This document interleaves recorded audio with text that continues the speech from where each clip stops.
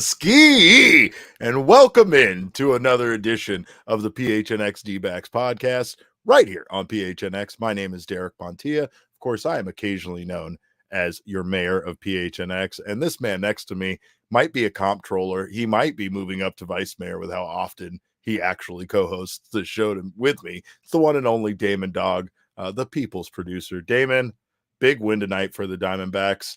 And obviously, I feel like that's cliche. I say that after almost every win. Big win, big win. This one was big.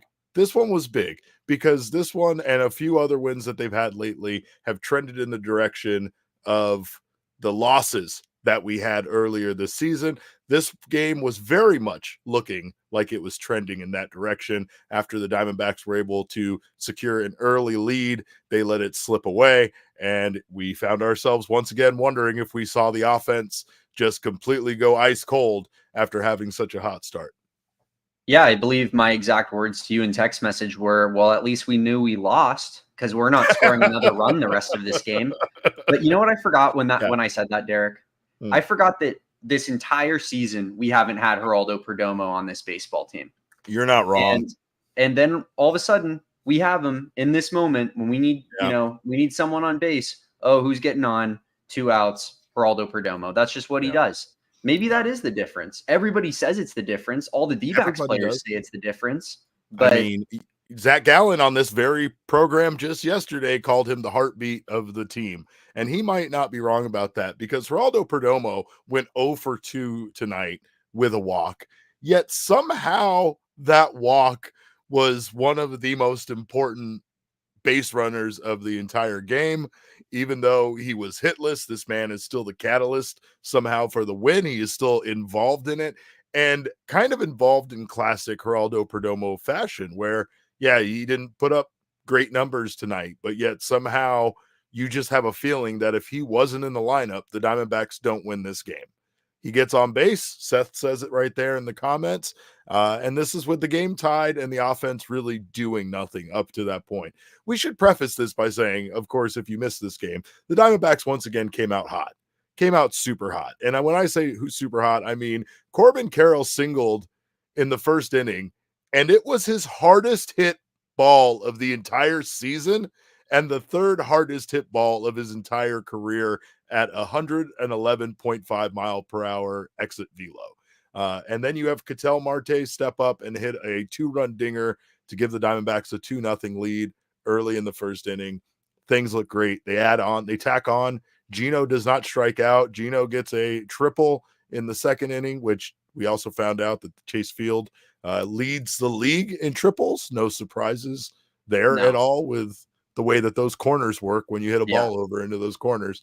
But the Diamondbacks just everything was running on all cylinders early, including Brandon Pfaadt. And then, of course, as the game progressed, we saw, especially after that second inning, no more offense. And when I say no more offense, I mean no more offense. The Diamondbacks hitters recorded 13 outs in a row before getting their next hit, which was I believe a single by Christian Walker in the 6th inning to break up the terrible stretch of just completely being ineffective. And again, it's not, this is baseball sometimes, right? But it feels like it happens to the Diamondbacks more often than we see it happen to other teams. I don't want to just keep rehashing all the takes from our text messages, but yeah, you can. That's fine. We could. That was another thing. I said to you, I feel like we should just play a recording of another post-game show that we did on a different day until they answered back at the end. And then it was is this the 2023 Diamondbacks all over again? They're back. But I mean, for the beginning part of this game, it's start off hot, then no one can get a hit on the entire team. Then Brandon Pfaadt, who's out there just shoving, gives up a bomb to give up the lead. And then you're just defeated. You're demoralized because you as a team, that's so deflating. And then and then they find a way to get the job done and get the job done by their star player legging out an infield single. That's pretty, I feel like that's indicative of this team and that's a good point. what they care about. And that's the mentality that they have. We see Corbin do that a lot, but we forget that Ketel, when he applies that same speed that he does when walking to a single, or when he hits a home run, or when he hits a home run, yeah. right? But yeah, no, you're right about Brandon Pfaadt. Can this man get out of an outing unscathed? Like I really do sincerely feel bad for him, and I don't want to pity him, but like, man, it sucks because Brandon Pfaadt absolutely shoved tonight, and he was having a stellar outing up until the 7th inning, which you could argue that maybe the 7th inning is the time to take the pitcher out of the game, right? I had somebody text message me furious about Torey leaving Brandon in too long. Brandon Pfaadt was at 70 pitches, I believe, when the 7th inning started. It's hard when a guy has allowed 1 run and a handful of hits to pull him out of the game when his pitch count's only at 70, 75, right? Like I understand Torey's perspective on that. However, this team does kind of have a solidified 7, 8, 9, right? We know we can go to Ryan Thompson. We know we can go to Kevin Ginkle, and we know we can go to Big Daddy Paul Sewald in the 9th inning, right? So like it does feel unnecessary for them at times to try to stretch a starting pitcher that long unnecessarily. However, that face I made was with purpose. Kevin Ginkle has not been lights out this season like he was last season. And honestly, I don't know if you can count on him in that same way, especially in a game that was tied or is at 5-4.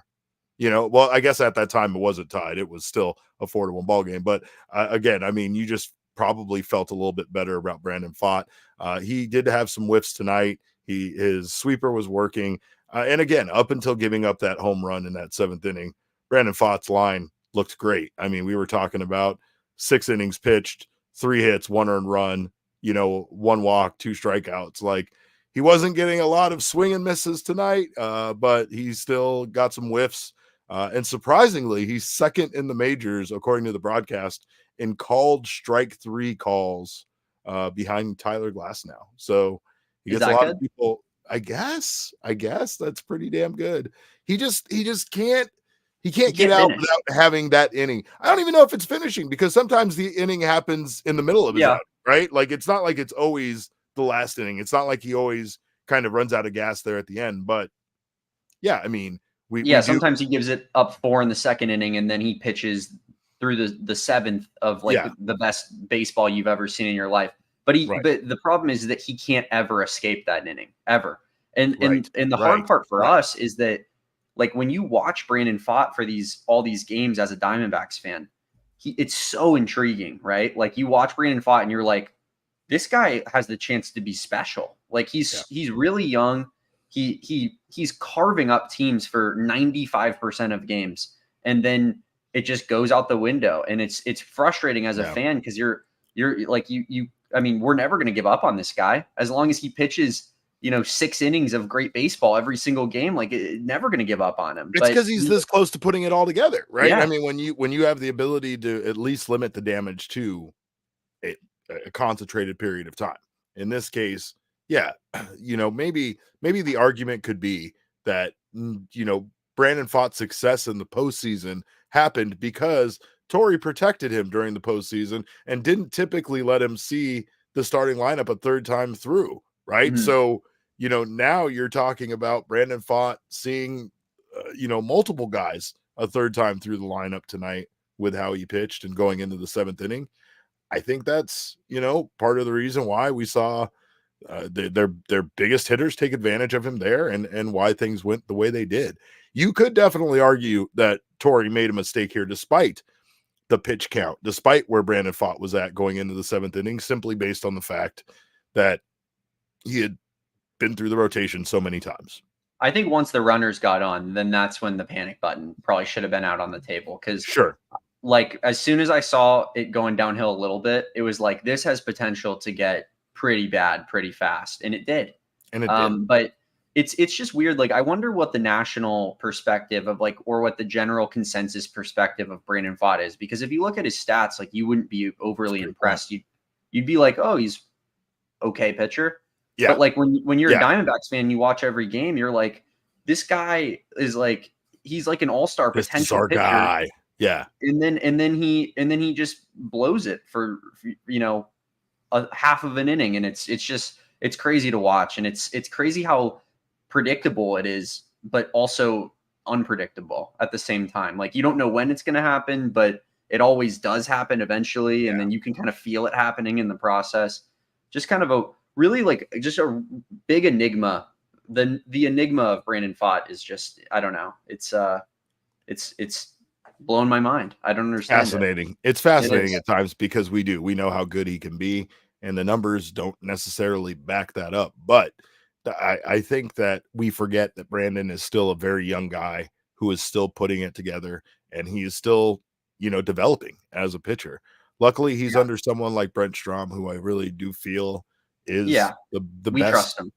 Yeah, we trust him. And Brent Strom, we trust. And Brent Strom, we believe he can shape, especially the young pitchers of this team. However, Tucker Barnhart mentioned in the post game, they were talking to him. Todd was talking to him and Brandon, and he said that he wore the blame for that home run. He said that he shouldn't have called a slider. And so, like, I don't know how much you want to put into that and be like, or you want to just say that that's a veteran, taking the blame for a young pitcher and trying to, just show some leadership. But that's, he did say that he thinks that he shouldn't have called that. He wishes in hindsight that he called a fastball there. So just something interesting, I thought. I like that he's willing to take that. You know what I mean? Yeah. Like, whether it's what happened or not, I like that he's willing to take that. I We're also see like a lot of them. Yeah, we are. And honestly, it's, Tucker had a big hit today, so it's not like he again, he's another guy that his numbers aren't great.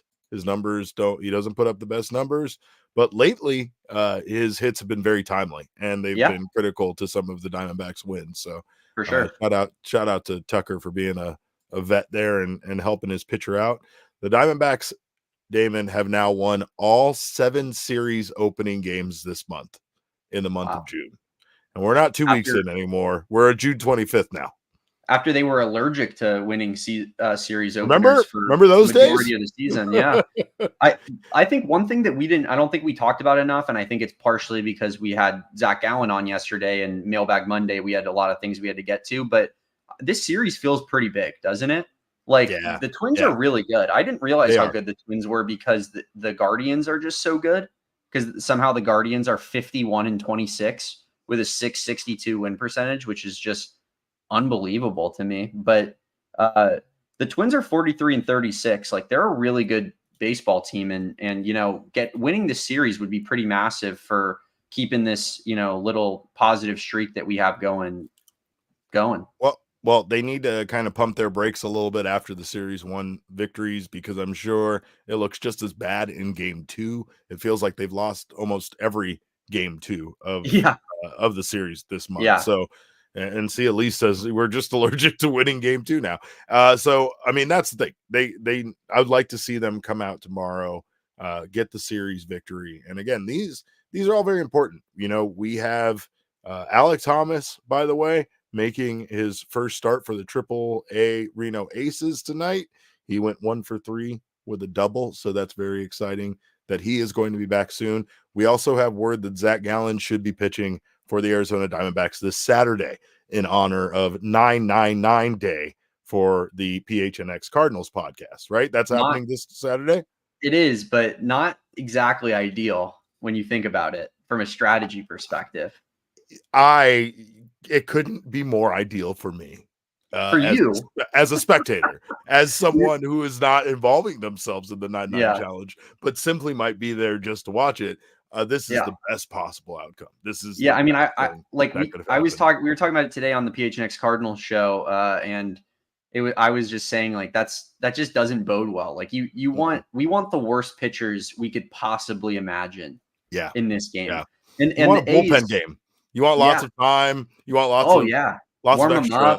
Warm up. Let him take some tosses. Take that pitch count down to 1 second every time. The A's pitcher has a really good ERA, but I looked at his underlying stuff, and I think he's gotten a little bit lucky. So maybe the D-backs offense can save us a little bit there and really get to that guy. But Another thing you have to worry about in the 999 challenge is if the Diamondbacks are winning that game, the 9th inning is a half inning. And that would be pretty brutal on the final stretch there. You're Yeah. you're struggling. You made it this far. You made it Yeah. all the way to the 9th, but now you have to do it in a half an inning. Yeah. So we'll see. Come and die hard. Get in the Discord. That's where we're going to be sharing all of this, and it's going to be fun. Also, you can meet us out there in section 111 on Saturday against the A's, and we can hang out while we're out there too. Well, I'll tell you one guy that might be able to help you guys out is Ketel Marte. He scored 3 of the Diamondbacks' 5 runs tonight, or 3 RBI of the Diamondbacks' 5 runs. Of course, we talked about it, but he got things going with that 2-run dinger that scored Corbin Carroll. And then he also gets what turned out to be the game-winning hit in the 7th inning. You can't say enough about what Ketel Marte means to this team. Yeah. The All-Star thing is a no-brainer. I legitimately think, especially since Jesse has gotten on board with it, that the MVP talk needs to be the talk that we discuss. But of course, the Diamondbacks have to do something. Right now, they're at 39-40. They are in the thick of things as far as the wild card hunt is concerned. But to be an MVP, you have to be an MVP of a team that makes the postseason and has a successful season. And the Diamondbacks, despite all of their injuries, despite all of their losses, are very close to having what you could consider a fairly successful season, right? I mean, they're still not there yet, but again, I felt what Gallen said yesterday when he says, with all the things, if you would have told anybody that they would be missing the pieces that they were missing and still be sitting here at 39-40, that doesn't seem like the worst outcome as far as, the injuries piling up and impacting this team's ability to win baseball games. So, and I Gallen think will be back. That's a reasonable way to look at it. But Torey also in the postgame mentioned that, that was like they're a better team than to just be thinking that they can be 500. He was like, I know we're missing a lot of guys, but we should be shooting for a lot higher than that. And we have enough talent on this team where we should be trying to win baseball games, and they have been. So, that's how many of these baseball games that they've lost can you blame on the pitching and only the pitching? I mean, there are some. I'm not saying there's not, right? Game 2 of the Phillies series, it seem like it didn't matter if they scored at all. They scored what felt like 1 billion runs against the Diamondbacks, right? There are outings like that where, based on their shortcomings as far as their starting pitchers are concerned, have cost them games. But I don't feel like it's that many. I feel like the lack of offense at times has been the key factor in so many of these losses, especially when the starting pitching and relief pitching can hold the opposing team to 4 runs or less. If you're holding the opposing team to less than 4 runs, you're giving your team a chance to win. And honestly, there's been too many times where the Diamondbacks have scored far less runs in a game than that. They've showed their potential, but they just can't seem to do it consistently. Yeah, and I don't even think it's like when it adds up. If you were to look at this team's offensive statistics, they're probably pretty high in the league. Like I know, we've talked about it off and on at separate times. Like they've been top 10 in runs scored and stuff. But the problem is the inconsistency in the offense, where they're just like, they're playing like, the Dodgers or the Guardians or the Orioles for a little bit, and then they somehow shrink into being the Rockies for for half of a game. It changes within the game all the time. That's the problem. It's not. It's a lot of times it's not even a game to game thing. It's a first 3 innings were amazing, and next 4 innings we can't even get a guy on base. Like so when you look at the offensive statistics, they're really probably pretty good, but it's the eye test where it's like they're just not sustaining it for entire baseball games. They're not putting together whole games of play, and I think that's the issue there. Well, Ketel Marte currently leads all NL second baseman for the 2024 MLB All-Star Game with the voting. He's currently hitting .280 with an .847 OPS, 46 RBI this season, .340 on base percentage, and 16 home runs. Not to mention, very, very good defensively. So, of course, on this night and probably this entire season, Ketel Marte is our king snake. 2 for 4 tonight with that home run and 3 RBI. Just electric. He continues to be electric. And it was funny because I did like the fact that tonight during the broadcast, they discovered that a Ketel Marte bat wasn't, in fact, a Ketel Marte bat. And I'm like, oh, this Jock Peterson bat situation goes deeper than we ever imagined. These guys are trading bats, swapping bats, stealing bats. I don't know how they get this bat collection, but it's pretty fun, pretty exciting. Yeah. And Tucker also mentioned in the post game that he told Ketel in spring training that he was thrilled that he doesn't have to call pitches against him anymore because he's just impossible to figure out. So that's nice. But I think that really, nice I mean, that's Ketel. Like the guy's a switch hitter. He hits well from both sides of the plate. Like he's a special baseball player. And like I know we've talked about it plenty, but like it's disrespectful that he's even in a conversation with Luis Arias. He is such a better baseball player than that he's that close. Yeah. Well, I mean, like he's in the conversation with Mookie Betts and Shohei Ohtani for MVP in the National League. He's not in the conversation with a 307 hitter who has a slugging percentage under 400 and is a horrific defender. Like that's actually play second base. Yeah, no, that's not the caliber of player that he's in. He's in the MVP conversation. So like, it's just kind of sad that it's even a conversation. But we got to do our part. But it's not a conversation. I don't think people that know ball or talk about the numbers or the statistics feel that way. I think it really just comes down to name recognition and people voting for players that they recognize. Luis Arias has played for a number of teams where he was a very valuable, well-liked player, and he's won several major accolades that just allow people to know who you are as a baseball player. This is something that we see year after year with the all-star voting.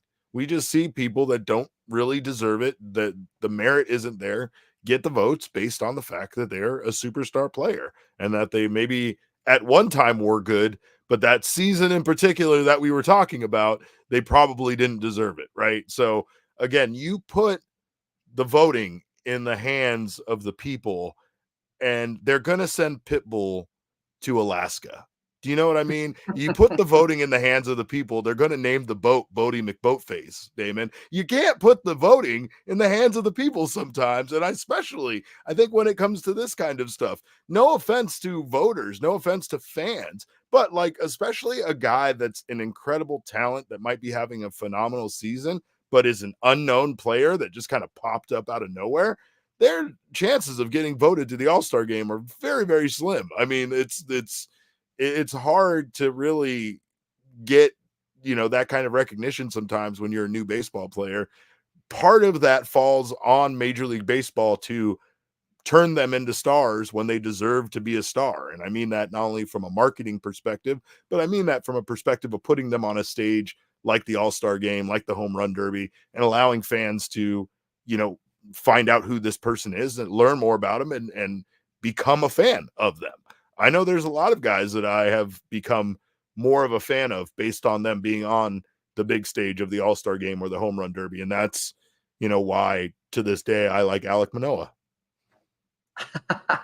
The problem is though, like who says in the chat here is the guy was the NLCS MVP last year. Like, it's not like he's some, like I tweeted about Zach Gallen yesterday when we had him on our show, like, oh, let us put you on this kind of under the radar, underrated, player that you probably haven't heard of before. But that's a joke. Like Ketel should not be like an unheralded player. He should be one of the stars of the league because he's that fun to watch.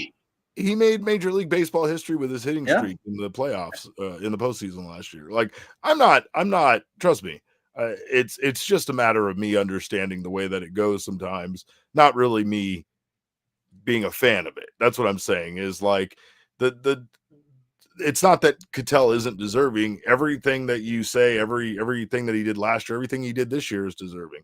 It's just a matter of people sometimes not paying attention to this Arizona team. And again, I mean, I don't want to go over the Paul Goldschmidt conversation again, but that felt even more frustrating at times, considering the number of offensive categories that Paul Goldschmidt led the league in. And it felt primarily like it was regional based. It was all based on the fact that he plays for this little baseball team in the desert that people forgot won a World Series 20 years ago. And, that's what it is. I'm not saying it's right.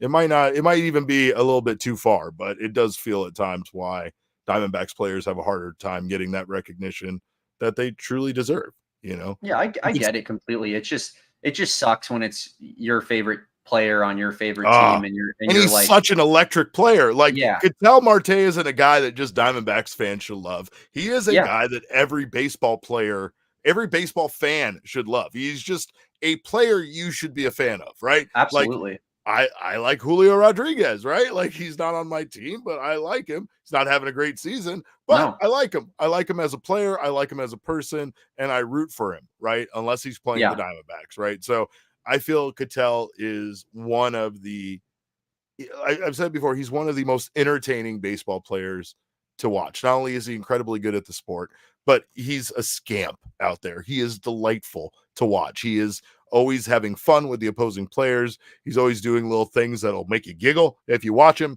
And I just can't imagine people not being a huge fan of this guy if they get a chance to pay attention and know who he is. You know what I mean? He has the sauce.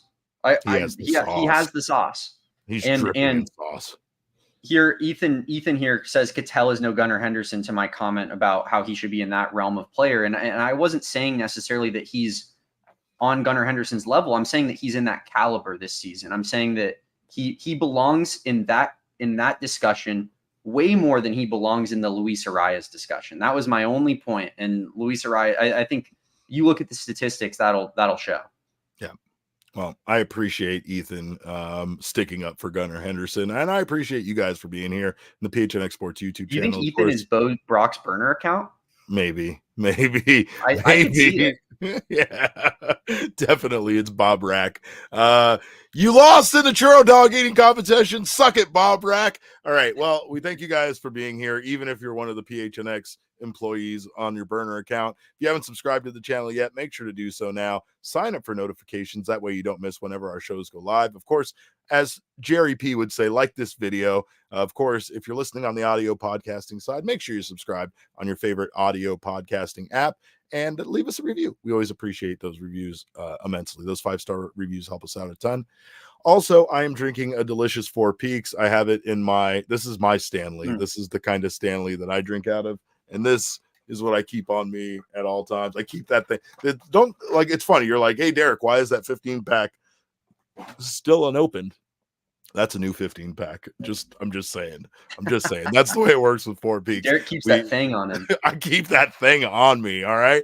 But of course, Bad Birdie Juicy Gold Ale. We don't have to tell you anymore why it's such a delicious beer. It's amazing. It's incredible. You can get it in 15 packs on its own. You can get it in the Four Peaks variety pack, which I strongly recommend if you are a beer lover and want to try out everything Four Peaks has to offer.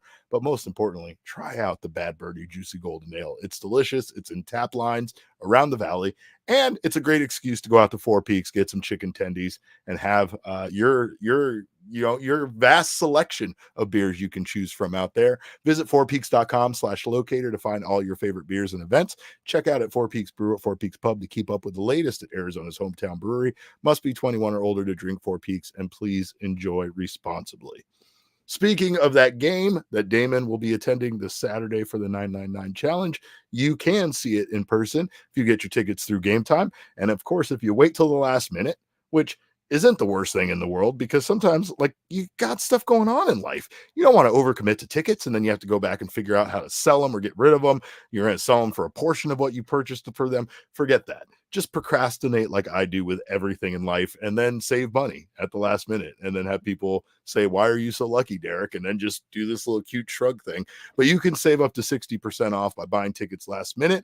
Of course, you can save even more with exclusive in-app ticket deals, as well as, again, if you're not picky like me, you can just choose a section, let Game Time pick a seat for you, and you'll save even more. They do have the lowest price guarantees, so even if you find a lower price, Game Time will credit you 110% of the difference. So that way, going with Game Time takes the guesswork out of the situation. So do that. Take the guesswork out of buying tickets with Game Time. Download the Game Time app right now. Create an account and use code PHNX for $20 off your first purchase. Terms apply. Again, create an account and redeem code PHNX for $20 off. Download Game Time today Last minute tickets, lowest price guaranteed. Well, I'm very excited to be joined by the one and only Thunderstick Jesse Friedman from Chase Field. Jesse, this one, another exciting close game that the Diamondbacks were able to score late, hold the lead, and win by one run. This one was very fun, but it also felt for a moment there, as Damon and I were describing, like this was going down a very familiar path when the Diamondbacks were able to put up a lot of runs early, have the offense go ice cold, and then watch the opposing team just kind of cruise past them. Yeah, and frankly, I mean, I don't know what your guys' initial reaction was when Ryan Jeffers hit that line drive to left field at the end of this game. I thought the Twins had tied this game, and that we would not be. That one was gross. I didn't like that hit at all. that was a hard line drive. Lourdes was able to make a nice play, seemed to get a pretty good read on it. Torey Lovullo, by the way, also said that he thought that ball was going to drop in off the bat. But it did not. It did not. The Diamondbacks were able to come away with a win in this game. Paul Sewald continues to be outstanding. I know he gave up the double, but both his ERA and his WHIP are like 0.5, 0.6. Just an incredible start that he's been on to open the season. A perfect 10 for 10 in save opportunities. Brandon Pfaadt was very good, kind of until he wasn't. Sort of a bizarre outing for him, kind of bizarrely similar to his last start, which we'll get into. But a win is a win, Derek, and the Diamondbacks were able to do that today. Well, let's take a look at the count presented by Desert Financial Credit Union and take a look at these numbers because, again, this game, as close as it could be, the Diamondbacks win by a score of 5-4, out-hit the Twins 8-6. Runners in scoring position, the Twins were 1 for 4 with that last double that they got and almost bringing him in. Diamondbacks were 2 for 3 and extra base hits. Twins had 3. Diamondbacks had just the 2. Hard hit balls, hard hit percentage, 46.7% for the Twins, 33.3% for the Diamondbacks. This one was, again, trending in a direction that like I said, we've seen this go before. And, of course, Damon, we knew Damon was going to give all the credit to Jerry P, Jesse, but it really did feel with the way that the offense was so listless there, right? We had 13 batters sat down in a row. We have a single by Christian Walker that kind of breaks it up, but then another small stretch of batters being sat down by. Yeah, it was 18. It was pitchers. 18 out of 19. 18 out of 19. 18 out of 19. Retired. Yeah. Right. And you have just Jerry P come up at 0 for 2 today and get a walk that ends up being absolutely crucial for this game. And again, he doesn't put up the big numbers. He's not the king snake. He's not hitting the home run. But man, Perdomo just continues to just be such like that edge for this team at times. He started it. Yeah. I mean, he's the one who got that rally going for the Diamondbacks. And it was as simple as drawing a walk. But Torey Lovullo kind of went on and on about Jerry after this game, talking about how he is so often just working really good at bats at the bottom of this lineup. He referenced Zach Wheeler's start the other day and how Perdomo, I believe, worked a 10, 11 pitch at bat, something like that at one point, that Lovullo was saying like that could be the difference in Wheeler being able to throw an additional inning in that game. So yeah, Perdomo just continues to draw rave reviews from everyone, Derek. I think we've established that the Perdomo love is not just a Damon thing at this point. We heard it from Zach Gallen. We heard it from, Jordan Montgomery. We've heard it from Torey a whole bunch over the years. So Perdomo, it was just a walk. I don't even think that at bat was particularly long, but he was able to get it started for the Diamondbacks. We call that vindication, Jesse. Yeah. Yeah. Well, Red I don't think anyone was arguing with you. Fair. Like, it's not like you were on here. It's not like you were here saying that Damon, you overrate that guy. Underrated and everyone else is just saying he's terrible. But I vehemently disagree. Derek, you can attest to this. We had yelling conversations. Me being the one yelling, Jesse being very measured as always. Right. About Perdomo all off season. In my office, Bo Brock got in on it, demeaning Perdomo. Oh, he's not that good. As I'm just defending this guy with my life. Well, it's because the intangibles that Geraldo Perdomo brings to this team are not yet measured by StatCast. One day they will be, Right. but they're not yet there, right? So again, the things that Perdomo brings to this team, you just can't really say enough about. I mean, we had Gallen talk about it yesterday. We had Jordan Montgomery, who really hasn't said much about many of his teammates.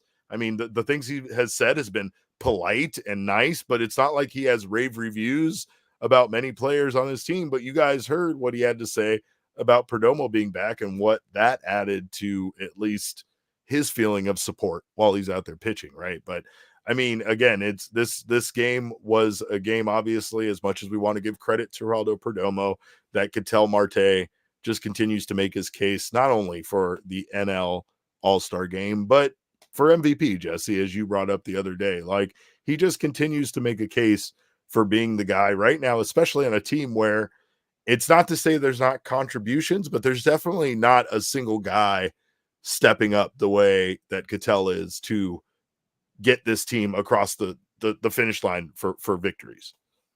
Going into this season, I don't think I viewed Ketel Marte as the best player on the Diamondbacks, right? I mean, I think we probably all would have said Corbin Carroll. Maybe you could make a case for Zach Gallen or Merrill Kelly. It's not to say that Marte wasn't really good for the Diamondbacks last year, but this season it's been a different story. You combine some of the injuries to the pitchers, and then with Corbin's struggles here in the first half of the year, and there is no doubt at this point in the season that Ketel Marte has been far and away the most valuable player on this Diamondbacks team. And as you said, yes, also one of the most valuable players in the National League. I thought this game was particularly interesting in that Ketel gave the Diamondbacks a lead 2 different times in this game. And the first time he hit a ball, 103 miles an hour off the bat, just a line shot home run down the right field line, giving the D-backs an early 2-0 lead. And then the other time he gave the D-backs the lead was in the 7th when he hit an infield chopper that went about 5 feet. But he was able to leg it out and reach first base, and that allowed Perdomo to score from third. So, just kind of funny how it works out in some of these games where you can play hero for your team by hitting the ball over the fence, and you can also play hero by hitting the ball about 7 or 8 feet right in front of you. And as long as you're able to beat it out, then it's still a big moment for your team. Well, we do have more from the clubhouse, I believe. I'm not sure if we're ready to roll on those, but we did have Torey talking about Ketel doing it all. Do we? Yeah. Oh, man, he's very dynamic, and those are the things that he's capable of doing. He can take over a game. I love watching Ketel Marte play baseball. I love the path that he's on and the energy that he's playing with. He's playing the game extremely fast on defense, and he's barreling up the ball on offense, and he's working his butt off. And he can do it a lot of different ways. And today he saw a little bit of power, a little bit of legs, and a little bit of glove, and that's pretty special. I discussed with Damon before you joined us how I don't know how anybody that watches Ketel play baseball can't be a fan of him. I get it when your team is playing him that you might not be a fan of him, but when you watch this guy in the context of any baseball game, he's just a joy to watch play this game. Yeah, I thought it was funny. He made a really nice sliding play moving to his left, robbing Carlos Santana of a hit early in this game. I remember that. And yeah. he and Santana appeared to be giggling at each other. And I wasn't sure exactly what happened there. But yeah, Ketel we've talked about it. I mean, his mannerisms are just sort of hilarious sometimes. The fact that on a walk, he'll run faster to first base than you ever see him run otherwise at times. It's fun. He's a fun player to watch, and you're also seeing him start to do it a little bit more from the left side. I think is another takeaway from today. That home run that he did hit was as a left-handed hitter, not as a right-handed hitter. For a while, it felt like Ketel was just doing outrageous things against lefties and actually kind of struggling against righties. And we've seen that come into balance here over the last couple of weeks.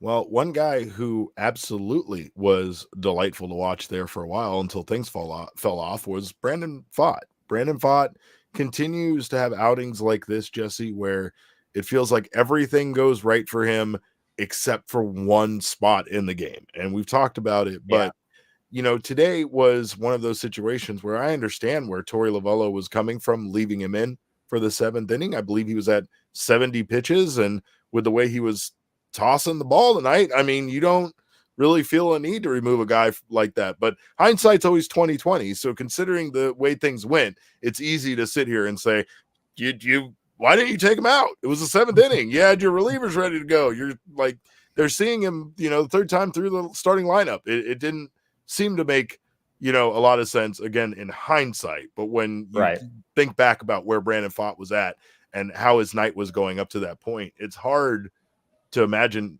any manager really pulling him out of the game at that point.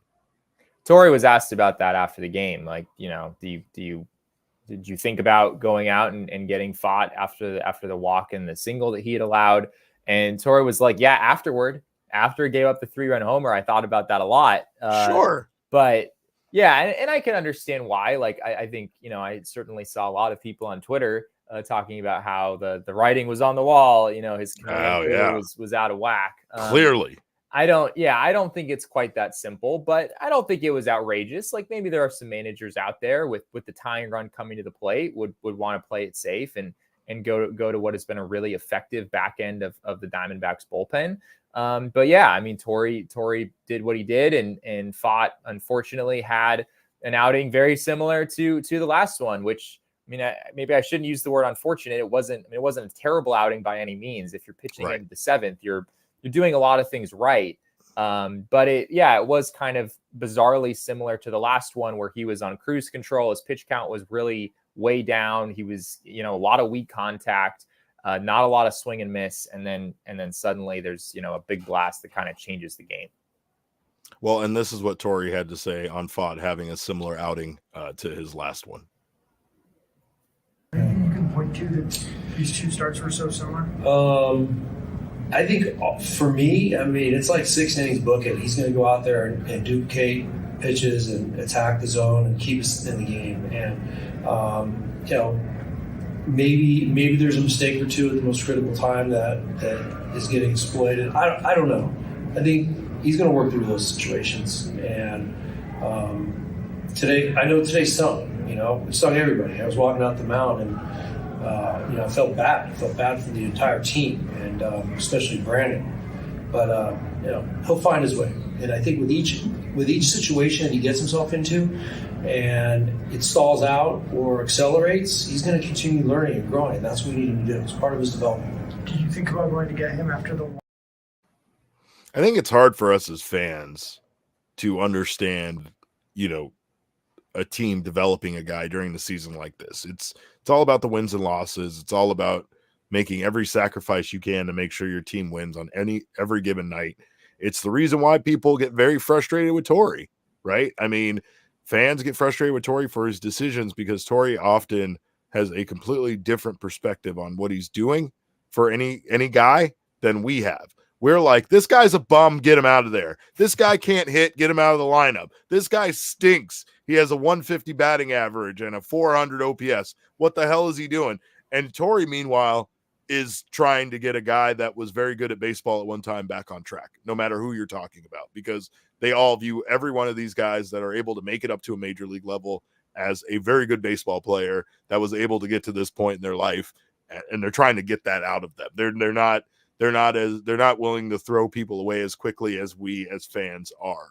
But I will say at times with Brandon Pfaadt, I feel like, Jesse, what the difference is that we all remember that, the wonderful stretch he had during the playoffs.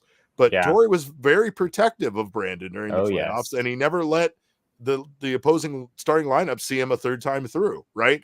That was great then, and it worked, and it was a game plan that helped get the Diamondbacks in 2023 to the World Series. But that is not something that they can do throughout the regular season, especially considering the predicament they are in with their starting pitching. They need Brandon Pfaadt to go out there and give them 7 innings. And man, if they could get him through this little issue of not being able to finish there at the end or not have that terrible inning, then, I mean, they really have like an elite pitcher in their starting rotation in Brandon Pfaadt. It feels like he's right there and he's knocking on the door of being that.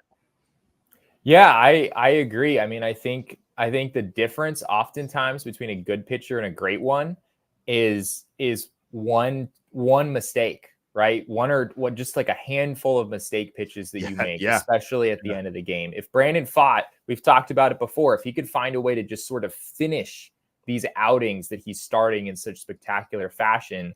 And again, it's just a matter of a few pitches here and there, a command lapse that they kind of suddenly overtakes him from time to time, or, just sort of lofting a sweeper right down the middle to Ryan Jeffers, which is what resulted in that 3-run home run. I agree with you. It really does feel like he's right there. But yeah, I mean, it's a reminder that like the best of the best, like their ability to execute pitches is just on a different level. Right. Oftentimes that's what it is. It's just being able to hit your spot with a greater frequency than everyone else in the league. And also Brandon Pfaadt he's not the kind of guy who has the level of stuff that he can, throw pitches right down the middle and get away with it a whole lot. His sweeper's a really good pitch, but even that pitch thrown right down the middle is going to get hit from time to time. So yeah, I'm right there with you. It feels like he's really close and just hasn't quite made that final push just yet. Of course, we did want to thank Desert Financial Credit Union for sponsoring The Count. Of course, for more than 84 years, Desert Financial has been Arizona's largest, most trusted local credit union. They have been dedicated to creating exceptional experiences by giving back to the community and providing financial solutions that help make your life better, help you reach your financial goals and dreams. My financial goal or dream was to own a house, and they got me started on that. And that's this house that I'm in. And that's how I can afford all these ridiculous video games and toys behind me. So thank you to Desert Financial for allowing me to be a grown child that owns his own home. So I appreciate them. Join a credit union that's committed to giving back to the community and sharing success with its members. You can look to Desert Financial for checking and savings accounts, mortgages, loans, credit cards, investment options, and so much more. When you open a free checking account online, you can get $200 in bonuses. Get started by visiting desertfinancial.com/200 right now. And Jesse, I am upset that we are not in Studio K at the office. It was pretty, wasn't it? Oh, it was so nice that one day we got to be in there together. It was great. But we will be back in Studio K very soon. And we thank Circle K so much for sponsoring that. Also, thank you to Circle K for featuring my car in a commercial that we made. I love that. Again, these aren't ad reads. These are just chances for me to talk about myself. Again, also part of my contractual obligations to the show. I do this show, and they in turn have to feed me Polar Pops and Frosters. That's 79 cents right now between now and September 3rd. So it doesn't cost the company very much money, but I am getting very low on a beverage. So if Saul Bookman is watching this, I would love it for you to stop by and bring me a Froster. It's only 79 cents. Of course, join the Inner Circle over at Circle K for free right now. And if you do, you'll get all sorts of cheap coupons, discounts, even free stuff in the app. All you have to do is download the Circle K app today. Terms and conditions apply at participating locations. Visit circlek.com for details. But when you do, you'll save 25 cents per gallon on your first 5 fill-ups at Circle K. You also save 3 cents off per gallon every day after that. Unless you are a premium member, then you'll save 5 cents off per gallon every day after that. So get down on the Inner Circle app right now and save some money, get some free stuff. Also, speaking of free stuff, we thank you guys that have joined the Die Hard program that we have here. It's not a program. It's more of a family. We try to really drill that in, but we are a family over here. And I mean that.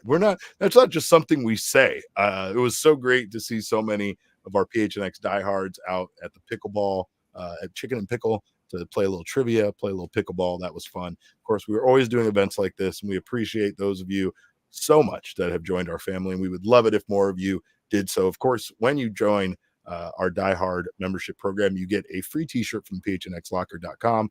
You get access to all of our premium content, including Jesse's written premium content.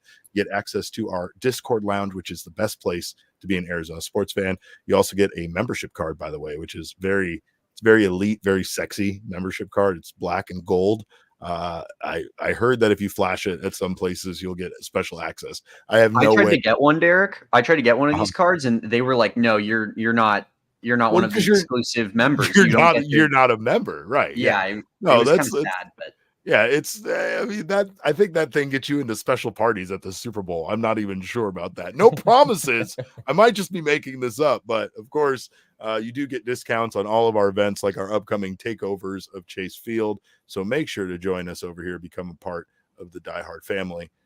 Jesse, speaking of Chase Field, I know that we have a few updates in regards to Chase Field. I also know that the Arizona Diamondbacks are possibly, is this right? They're giving away a 2023 NL championship ring to me.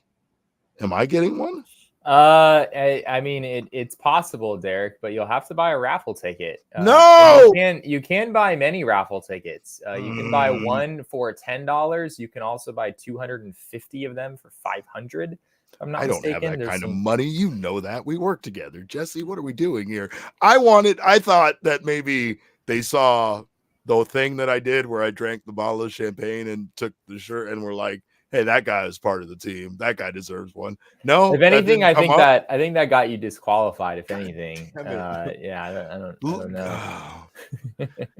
Maybe Gonzo will let me cut him again at a Dutch Bros. I know they don't have a Dutch Bros at Chase Field, but like just a random one around the valley, and I'll take that as a consolation prize. But yeah, man, that's amazing. Can you imagine winning a real 2023 NL championship ring? That is wild.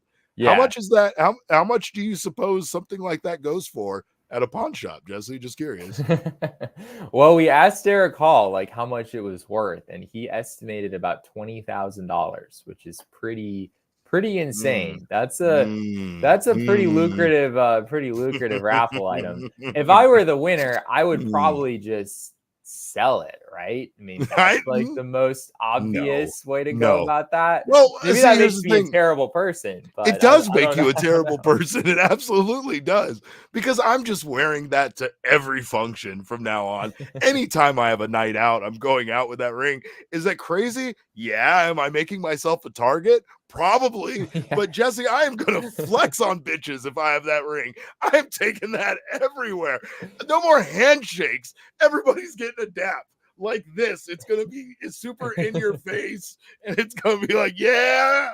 Oh my God, that's incredible. That is incredible. Well, I feel like isn't it kind of a weird concept though, to like you have someone else's trophy, like they accomplished something, and you have the item that shows it, and your name is on it. That's the other part of this. Derrick Hall told us that just as the player's name is printed on their own ring, the winner's name will also be printed on this raffled offering, which is spelled correct. It's the Derrick spelled the right way, DEREK, not with all those extra. No, I think because Derrick Hall is behind it. I think DERRICK is the only way. That's fine. I'll take it as long as they spell Montilla right. That's all that matters. As long as the pawn shop puts my name on the check correctly, that's all I need. No, that's an incredible prize for real. Like, I mean, that is such a unique thing for, a fan to have. And I mean, yeah, I guess, but don't we as fans feel like we're part of the team? Don't we as fans feel like, especially if you attended any games during the playoffs and you rooted this team on, you went out, you screamed, you yelled, you hung a flag outside of your house, anything like that. Like, you're part of the team. And I mean, I know you're not the guys on the field, but I mean, I think it would be different if we were talking about like someone else's, like some other team that you weren't a fan of. Like, that'd be really weird. Like if the Diamondbacks were raffling off just like some other like random team, Seattle Mariners thing or something. That'd be a little weird. Weird. But that wasn't the only thing Derrick Hall had to talk about, because we might have some stadium updates about Chase Field. But please tell me that this has something to do with Dutch Bros that I brought up earlier. No, it doesn't, I imagine. But no, I asked for Dutch Bros updates today, Derek, and I was turned away, unfortunately. Oh, Max is going to be furious with the free ads we gave away on this episode. But this is actually about them staying at Chase Field potentially. Yeah. So, we were talking with Derek and Luis Gonzalez as well about the ring raffle and some of the details there. And while we had Derek with us, we were like, hey, can we ask you some stadium questions? And he was happy enough to oblige, or kind enough to oblige, I should say. So, we were able to get a little bit of an update. The Diamondbacks still do not have any kind of a deal locked in with any local municipalities. The D-backs have been looking for a public-private partnership that would help fund renovations at Chase Field. That's sort of been their goal for a while. That still has not happened.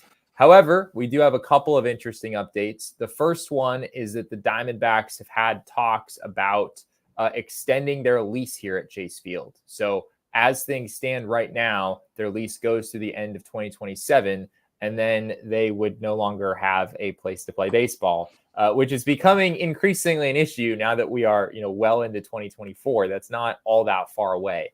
So they're in talks about extending the lease. It sounds like that's something that probably will happen. He was asked about a timeline there, and he mentioned potentially before the election as being at least a possible target, just because some of the people that they're having those conversations with are not actually running again.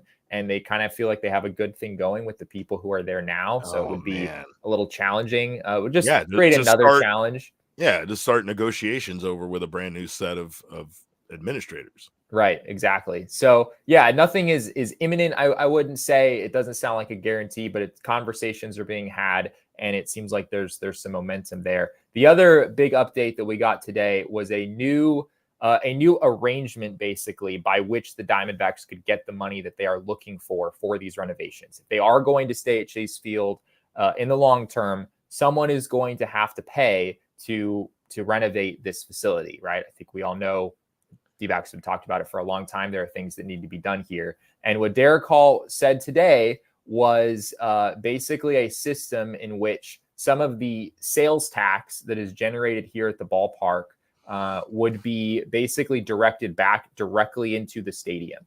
So it wouldn't go to the Diamondbacks. It's money that would go strictly to the stadium, which is a county-owned stadium. So this isn't money going to the team. It's money that is going specifically to just keeping the ballpark nice and renovated and whatnot. So it sounds like Derrick Hall likes it because it is not a new tax on fans as some of the other proposals have been. It is simply fans just paying the same money that they would otherwise, just some of that money being redirected to the stadium. And he said there is also precedent for this. He said the Arizona Cardinals out in Glendale that's how they fund some of their stadium expenses, is they've done this for what sounds like about 20 years at this point. So there's precedent. And again, nothing is guaranteed there, but conversations are being had along those lines. And it sounds like something could get done that looks like that. I don't want to do this again, Jesse, but what I do want to say is that we as Arizona sports fans are currently going through a terrible situation that reminds us that at any point, these leases with buildings and things, as unlikely as it seems that a team will find themselves without a home, that's exactly what happened to the Arizona Coyotes. And thankfully, based on information that our very own Craig Morgan continues to reveal, continues to discover, continues to be an amazing journalist and put out there, we can see more and more that the situation with the Coyotes was a very poorly managed situation. And it doesn't feel the same way as what's going on with the Diamondbacks. I don't feel like the Diamondbacks are poorly managing this situation. I think ultimately, at the end of the day, they've been very patient with Maricopa County and these deals that they set up with Maricopa County, the amount of money that they put into this building to renovate things like the sound system and the lights that they did this offseason, the money that they're going to put into that catch-all system so that if there's any kind of safety hazard with opening and closing the roof, we don't have a catastrophe on our hands. There's all sorts of things. I feel like, in my opinion, from observing this situation from the outside, and I am a very stupid person at times, Jesse, but I feel like observing this, it very much feels like a bad landlord, right? It feels like a bad landlord that you have an apartment that things keep breaking, like the pipes keep getting clogged up and shit, stuff a landlord should take care of. And they're like, well, did you try replacing your toilet? And that's on you because, you guys are responsible for replacing the toilets. Shit like that is what it feels like. And I do feel like the Diamondbacks have done their best to make that stadium a pleasant experience for fans and to put their own money into it, to renovate it and do all of that. But at the end of the day, the Diamondbacks do not own that building. And it really, there are things that are up to them contractually based on their agreement with Maricopa County, but there are a lot of things that aren't. And I feel like the Diamondbacks, really are in the right to fight for, Maricopa County to take certain responsibilities for things in that building. Yeah, it's a pretty nuanced situation. Yeah, I have a hard time saying exactly what's right and wrong in this situation. There's sort of a lot of complications. I think it's generally just a heavily contested issue in the public sphere of like how much public funding ought to go to situations like this, where you're right that this stadium is county owned, but the Diamondbacks are, a baseball team, a baseball franchise that is worth a heck of a lot of money and needs this stadium in order to operate and makes a lot of money because this stadium exists. That, there are some conversations to be had about what kind of public money should go into something like this. I did a little bit. I didn't have a ton of time to look into it, but the system that I described earlier, it's called tax recapture, which is where you're taking some of that tax that's already being created here. It's not a new tax. It's tax that's already being created. And then you're investing it directly into the stadium.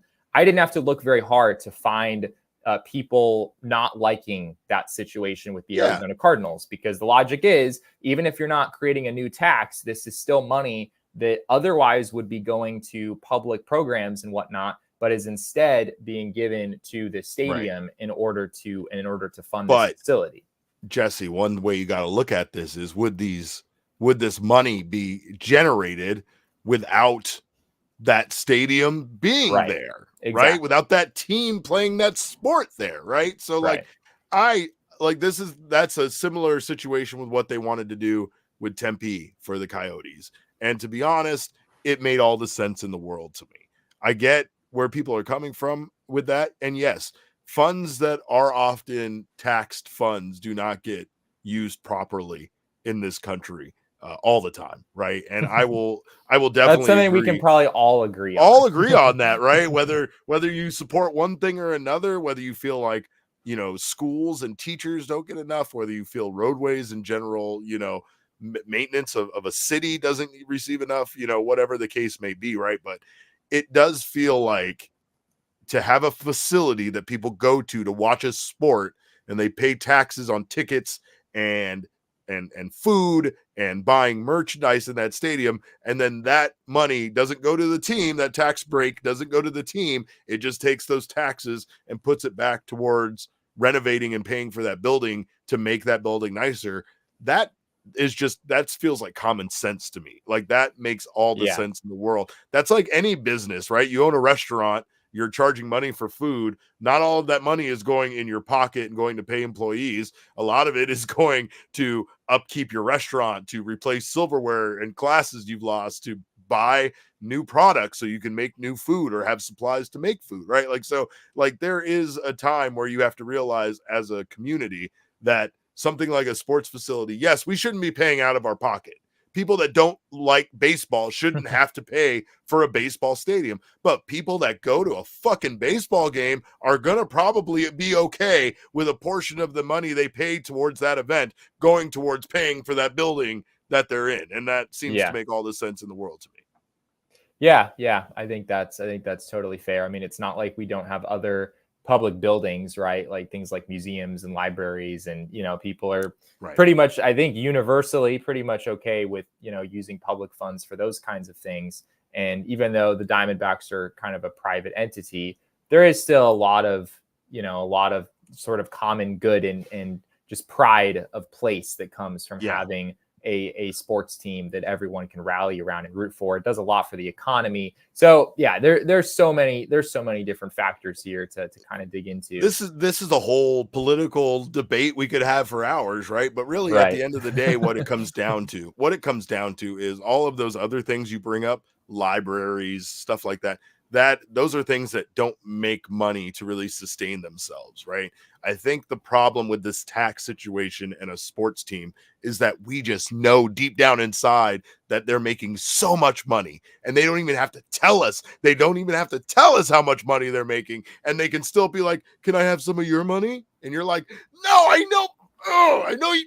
Fine, here, have a little bit of my money, but I know you make so much money." And that's what it comes down to: is sports teams aren't like a public service. They are Yeah, still a correct. private entity that make money hand over fist. And to believe that they need any kind of tax break is ridiculous. Like, really, at the end of the day, all of these sports teams should all be paying for their own shit, or they should all be doing what Derrick Hall talked about, where they're trying to find, you know, a partner, someone to basically partner together with, like, you know, put some company, you know, as a sponsor, as like owning the suite level or some shit at Chase Field, and partner together with them to do that. Or, like, I'm sure it expands beyond the Chase Field renovations, and I'm sure a lot of this is more about creating some sort of entertainment district so that their Diamondbacks can, you know, really be competitive like the Atlanta Braves and other teams that have a similar type district setup that they own and are a part of. Yeah, and that's something Derrick also talked about too, is that the Diamondbacks would like to add things around the ballpark.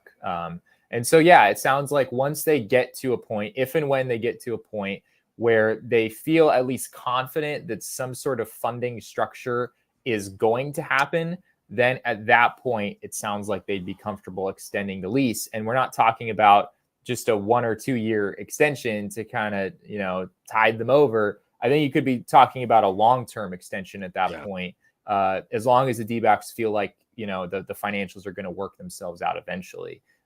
We do have people are making jokes about how we're a tax podcast now.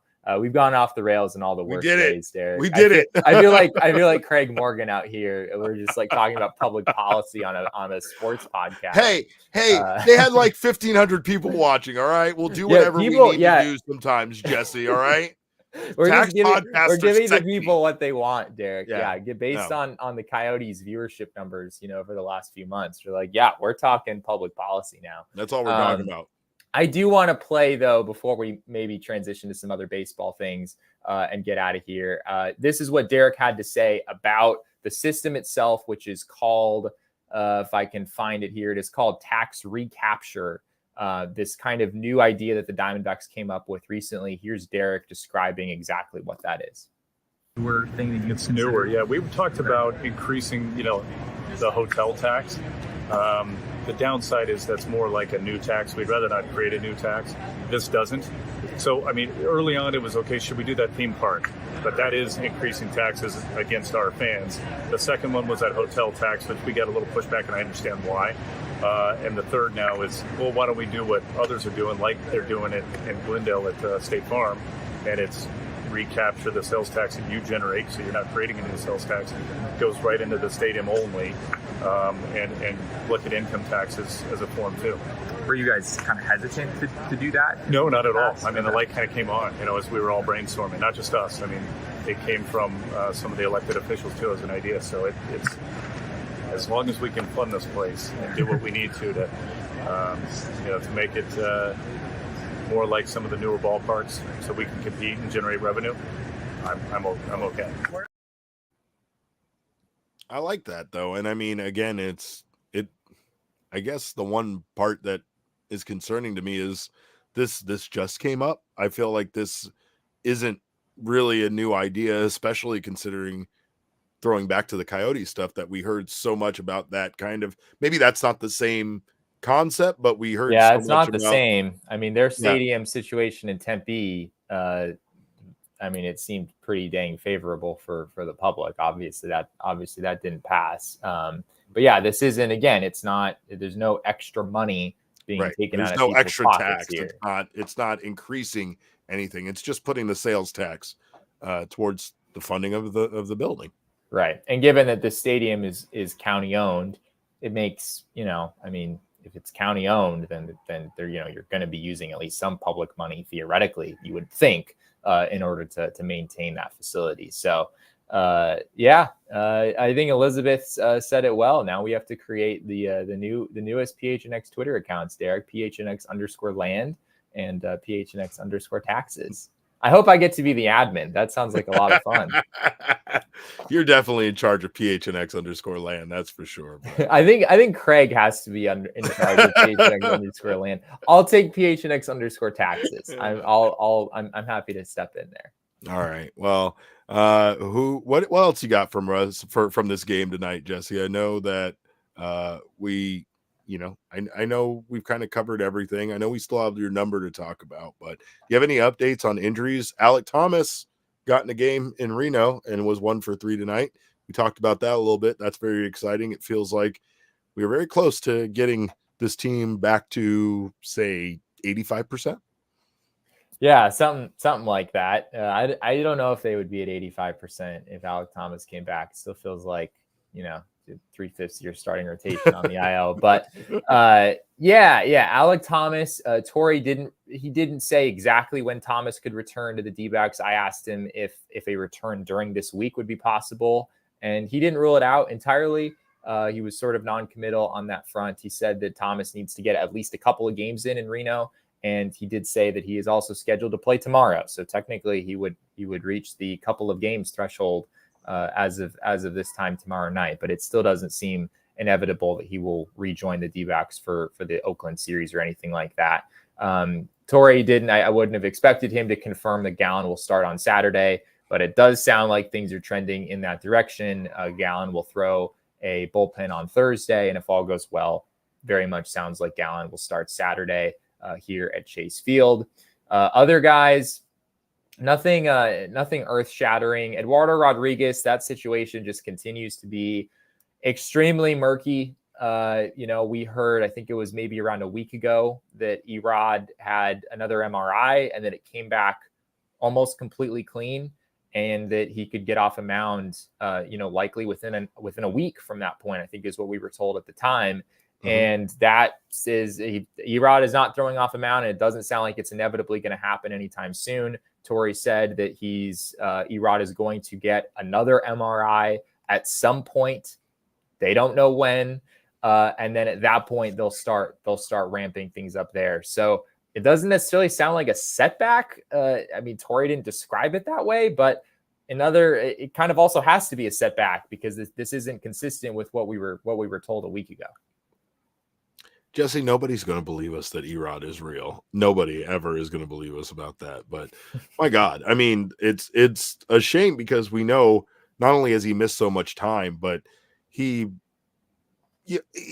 basically back to zero. Like, so no matter what, once they get him out there throwing off the mound, it's basically like day one of spring training, pitchers and catchers reporting for him, basically, right? Like he's going to have to build completely back up from scratch. Yeah, Torey mentioned in passing today, we usually starting pitchers at 2 and 35. So maybe that would be the case because before you get off of, you're going to throw some bullpens before you pitch in any kind of a game. So theoretically, At that point, you're built up to like probably 20, 25 pitches. And then once you're in games, you can start at 2 and 35 and continue from there. I asked Torey today, is there like a certain benchmark where you feel like you really kind of know when a guy is going to come back? You could really start to put down an exact day on when a guy's going to come back. And he said once a starter gets to 3 innings and 45 pitches, that's when he really starts to kind of narrow in on when that starter could return. So yeah, it just continues to be, D-backs are really conservative with how they're approaching the Erod situation. They've been really conservative with the Merrill Kelly situation. You can certainly understand why they would want to be careful, but these timelines have dragged out quite a bit. As much as I want to say, it's like getting, some quality starters at the trade deadline. Like we don't know where Merrill Kelly and Erod are going to be when they are ready, when they come back and they are pitching in Major League Baseball games. We have no idea how effective they're going to be or how much they can help this team, how long it's going to take for them to kind of find their footing again. Maybe they come out and they're great. Maybe they come out and they really struggle, right? But for the most part, it's as exciting as it is that they're coming back. The further this gets delayed, the more and more panic, I guess, starts to set in for me, right? Yeah, going back to one of our mailbag questions, I think it was yesterday. Like it creates a really interesting trade deadline situation for the D-backs. Like if July 30th.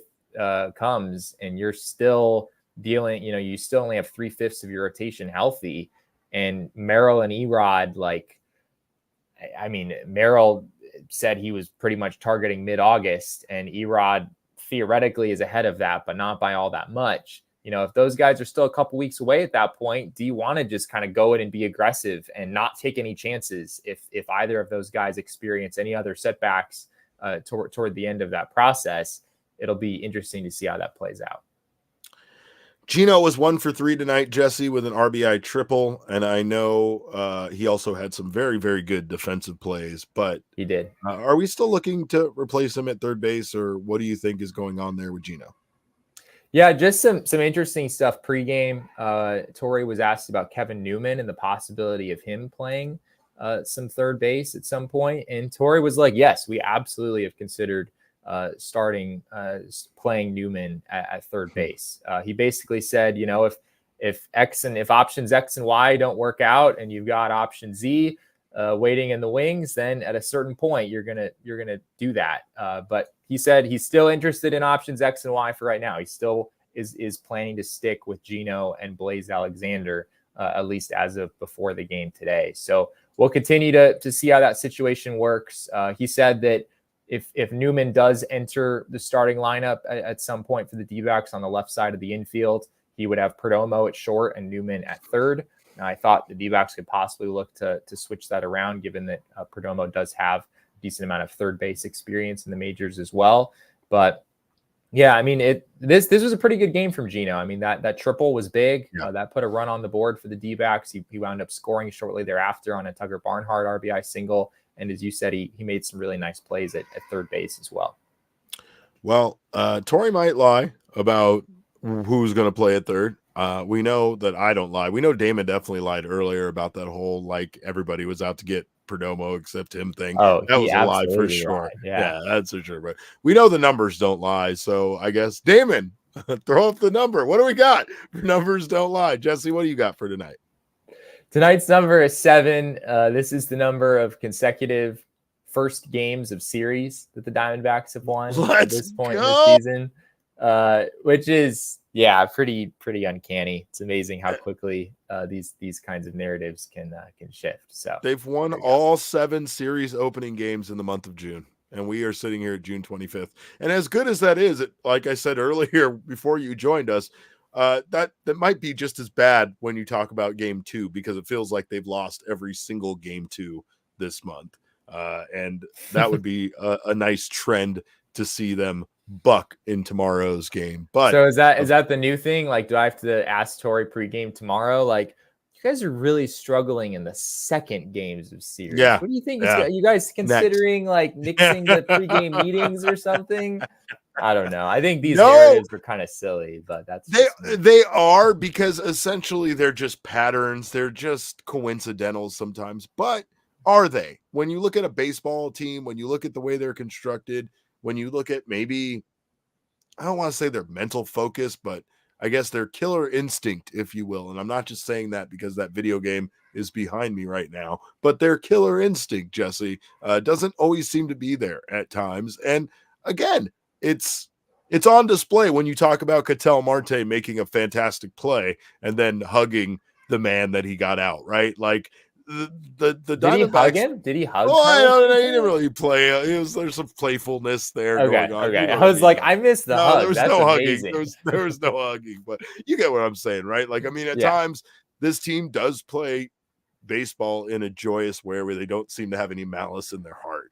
And sometimes having that malice, having a Tommy Pham in your clubhouse to tell you that those motherfuckers over there ain't shit, is exactly what you might need in order to be able to start winning a series, consecutively, maybe getting some of these game 2s, maybe sweeping some of these teams that they play. So it'll be great to see, because again, like Damon said earlier, this Twins team is a very good team. So it's a good win here tonight for them to get the game 1 victory, and hopefully they can build on it. They need to get every win they can between now and when these reinforcements start coming back. To be honest, even after these reinforcements come back, they need to get every win. Things are not their future is not secure by any stretch of the imagination. This season is going to be a wild ride for teams in the National League competing for those wild card spots. One last note from the clubhouse, and then we should I guess we should maybe get out of here. I see we're reaching the hour 20 mark. Are we going to set a record there? Could we set a record? No, Okay. I already told you during the playoffs last year, we went like 2 hours on it. I think we need more stadium funding talk. Yeah. That's what I was hoping that we'd get back to. Circle I back. do have some more notes on tax policy. If you guys see are what you interested, fucking but- did, Damon. Apologize and tell him you were joking right now. All right, what do you have? Yeah. So we did talk to Ketel after this game as well. We don't have any video of that to show for the moment, but Ketel was asked about overtaking Luis Arraez at second base in the All-Star voting, and he said that he was happy to see that, but not how he wanted. He wanted to be there in Dallas, but he wasn't too focused on that. And then Lourdes Lourdes walked kind of behind all of us as we were talking to him and said, "We'll be there no matter what," something along those lines. It sounds like Lourdes is maybe planning to accompany Ketel to the All-Star game, even That's though not the way that works. I'm not so sure Lourdes is going to get in himself, He's not but invited. he might not be invited, but and then Ketel was also asked about specifically kind of the support from Diamondbacks fans, and it was interesting. I mean, Ketel's a guy with a lot of confidence. He was like, "Yeah, I deserve that. I've been playing here for a while and playing well and whatnot, and he feels like he deserves that support, and you can't really argue with that. I mean, especially this season, Ketel deserves all the support he's gotten, and frankly, a lot more than that even. So, it was interesting hearing what he had to say after this one. I'm done with being humble, right? Like that's like that humility is the answer you wanted there. Like, oh shucks, I'm just glad that they, voted for me or whatever. Like, no, Ketel deserves it. He's right. And we discussed earlier, the fact that he doesn't necessarily get the attention nationally he deserves, considering he was the NLCS MVP. He set a record in the playoffs for a hitting streak. Right. Like, Ketel does things that should, just based on his performance, get him the love, the attention nationally from baseball pundits, from everybody that loves the game of baseball. But that's where I take that extra step and say, but if you watch him, if you see how delightful he is, what a precocious little scamp he is when he's out there playing baseball, I don't see how you wouldn't be like, oh yeah, Ketel Marte is one of the most exciting players in baseball. He's one of the most fun players to watch, So again, just give this man his flowers because he absolutely deserves them. And I'm going to give Damon his flowers for putting up with us going an hour and 23 minutes. I appreciate him. Of course, before we even get on to our Twitter handles, I'm going to make sure you follow Damon Dog, the people's producer, at Damon Dog. That's DAWG. We are Damon's Dogs. Bark. I am at Cap_Caveman with a K. Jesse is at Jesse and Friedman. Our show is at PHNX_DBacks. But of course, all roads lead to at PHNX_sports on Twitter, Instagram, and Facebook. Smash that like button before you get out of here. We appreciate you guys so much for being here tonight. We will see you tomorrow. We have another post-game show tomorrow on Wednesday, so make sure to join us for that. In the meantime, we hope you guys have a wonderful night. We appreciate you for stopping by. We'll see you tomorrow. And remember, kids, baseball is fun, but it's so much more fun when you give Ketel his flowers. We